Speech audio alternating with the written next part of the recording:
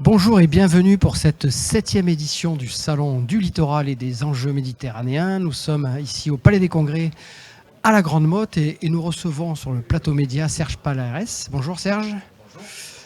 Prenez le micro, ça sera plus facile. Vous êtes le président de l'UVPO, l'Union des villes portuaires d'Occitanie, qui se rassemblait pendant le salon avec cette thématique, la transition énergétique. En quoi, Serge Palares, est-ce un sujet primordial pour vous ?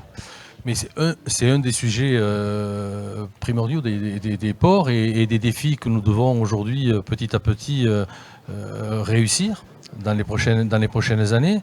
L'énergie, bien sûr, est un sujet important.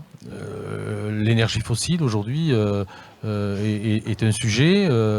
La baisse du CO2 en est un autre, dont on doit aussi, notre filière économique, contribuer à réduire cette impression carbone. C'est très important. Et donc vous avez réalisé une étude au sein de l'UVPO qui vient montrer quels résultats ? Alors nous avons une étude depuis maintenant un an qui a été mis en place et grâce au soutien financier de l'État. Et je remercie aujourd'hui le préfet de région André Durand sur cet apport financier.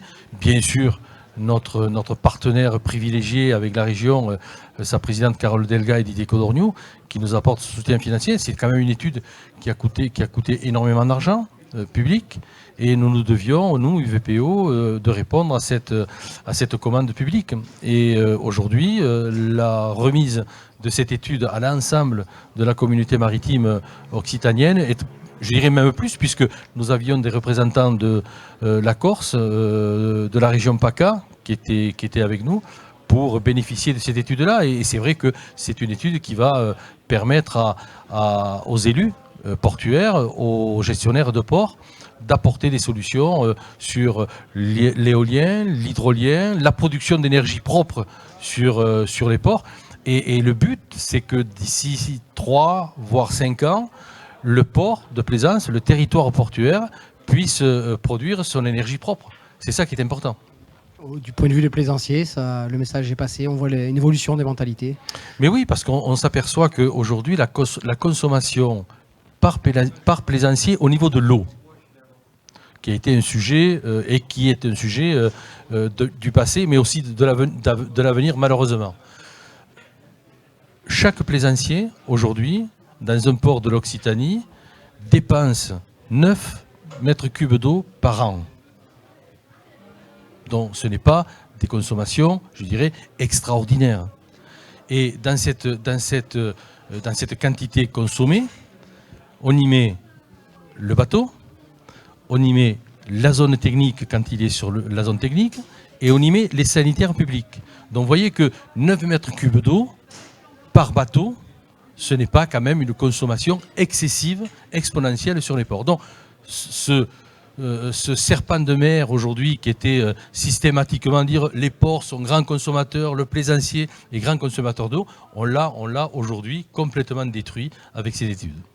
Un salon du littoral, ça reste important pour échanger justement sur ces solutions, sur cet avenir, sur cette transition énergétique. Écoutez, moi, tant que je serai président de l'UVPO, on sera toujours fidèle au salon du littoral parce que ça apporte, je dirais, une lisibilité à l'ensemble de la communauté maritime de l'Occitanie, voire de l'arc méditerranéen. Je sais qu'avec Didier Codorniou, on travaille et on essaye de pénétrer dans les esprits, de faire de cet arc méditerranéen, de ce bassin méditerranéen, une union Méditerranée forte.